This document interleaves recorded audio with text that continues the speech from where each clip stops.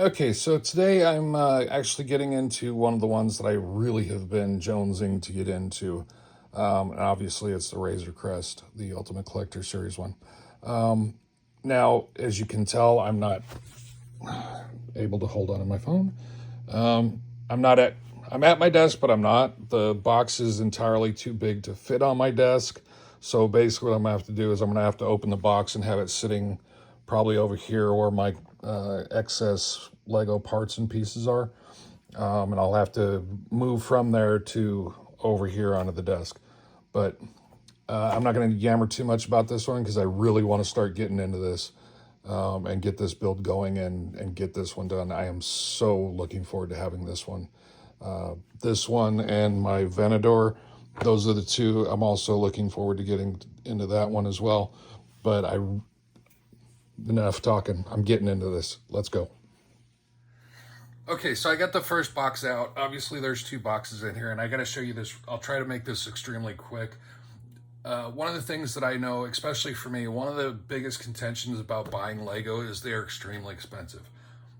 That being said, things like this, I get it, and I understand why, and it kind of makes it worth it because the box art on this, the fact that this box is the way it is, number one, the massive art piece here, trying to get all this in here, it's phenomenal. And I'm so trying to right now figure out a way where I can display these boxes because they look so freaking cool.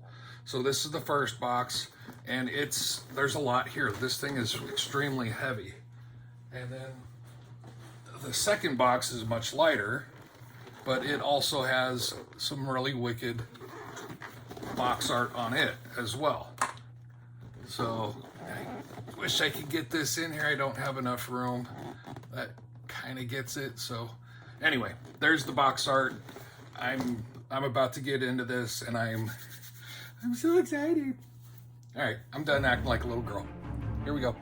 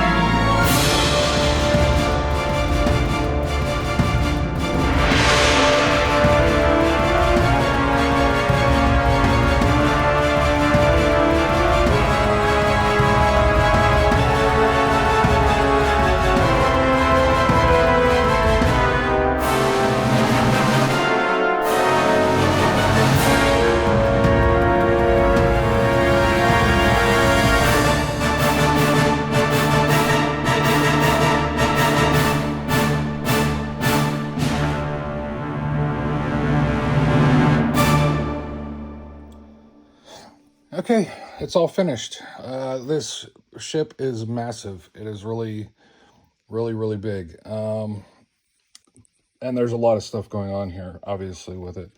Some of the stuff that I'm really digging on this, obviously, some of the characters. Why is it the second I start this, the stupid cat starts meowing in the background? Anyway, so those are some of the cool things that I like. I love the little character and the plaque on all of these Ultimate Collector series. These are some of my favorite things to see what it is and who's the featured character with them. I kind of dig those. I don't know why. Honestly, I don't like having the figures inside the ship. I like them on display, primarily because when they're in the ship, they're mostly hidden because you're displaying it like this and you can't see anything. So if this guy were inside, you'll never see him. So that's kind of why I like it this way, because once I put something on display, I'm not going to be messing with it hardly at all. So anyway, a lot of the stuff that happens on this ship, now I'm going to try to show you guys some of this stuff. It's kind of hard to get to on some of this. But right off the bat, obviously a canopy comes off. You got a little doorway right here that opens and closes. You've got some stuff in the background. This is for Grogu's little snacks, the eggs from one of the episodes. His little pram sits right there. You've also got these stairs going down to the bottom area, and then all of the main cockpit. One of the cool things that I thought they did was they put the little nub right here. I don't know if you can see it or not, but the little ball that he always wanted to play with is right there as well. So the doors, I really am digging the doors, the fact that they've got this little extra ramp piece so you can put it up. I'm not going to push it all the way in because getting it out is kind of hard, but that's the basic design there, which I think there's another one on the other side as well. So that's kind of a cool, both sides of the ship have a doorway. I'm kind of digging that little aspect of that. I don't know why. But if I'm not mistaken, in the very first episode, was he on this side? I could have swore he was on this side. And the walrus was chewing on the landing thing here, and he was shooting from this doorway. It's been a minute since I've watched it, so, and plus my memory is dog turd. So anyway, if this cat doesn't stop. Okay, so now all of the pieces, obviously that piece, this one, and that one, they all come off the top. So that way you can get down inside the main hull, the main area. Also, there is, this piece here does come out with the doorway. So that way you can see down into where his bed is, where the doorway is. This is the main locker, the weapons locker. And then one of the cool things is the boba armor and stuff right there with some extra weapons hanging.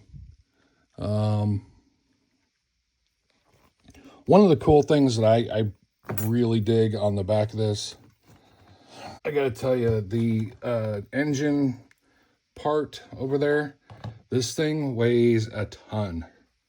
That's where the bulk of the weight of this entire build is this right here. But that being said, this is one of the cool things that I find the most interesting on all of this is this little canopy, or not canopy, this hydraulic system that they created.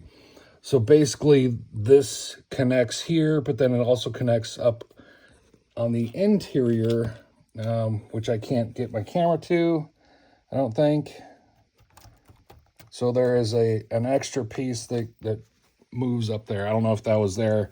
I literally couldn't see my screen, so hopefully that's showing something of it. You can kind of see a little bit straight through there where that movement is right there. So that's, there's another piece up here that actually helps move this.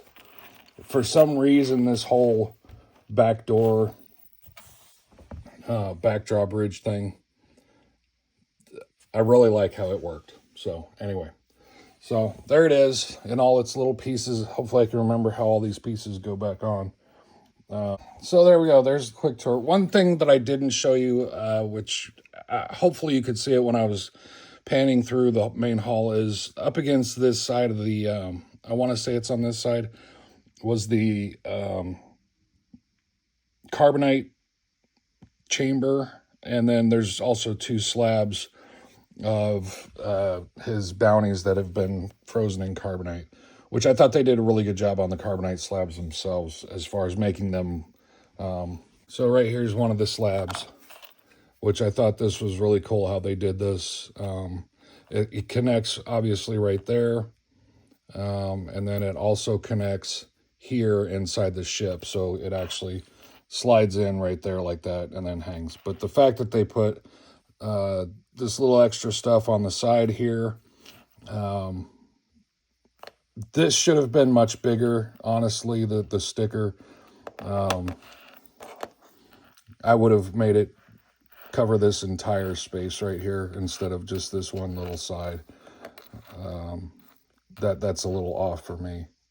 But everything else about this looks pretty cool. I'm digging that. So, and then that just clicks right there and hangs. So there's 2 of them in there. And I don't know if you can see it or not. Right over here is which this actually does come out. That's the little freezer thing. So the little bounty guy that's over here, he can actually sit right in there, put his hands up. Oh, I'm being frozen. Anyway, I do kind of like how a lot of this stuff does easily come in and out. Just slides in place and sits, things of that nature. Even the gun locker does come out. Obviously, there's only 2 little studs back there holding it in place. Other than that, this one's all finished, and this is going to go downstairs on display. So, digging this one pretty much. I keep making the mistake of trying to handle this centerpiece with one hand, and that's not, you can't do that. You got to grab each engine, because if you try to grab any of this center part when you're trying to either put it in or take it out, your fingers and all that's going to get in the way of it sitting correctly. So I keep doing that. So anyway, this is all done. Hope you enjoyed it. Thanks for watching. Hope you all have a great day. See ya.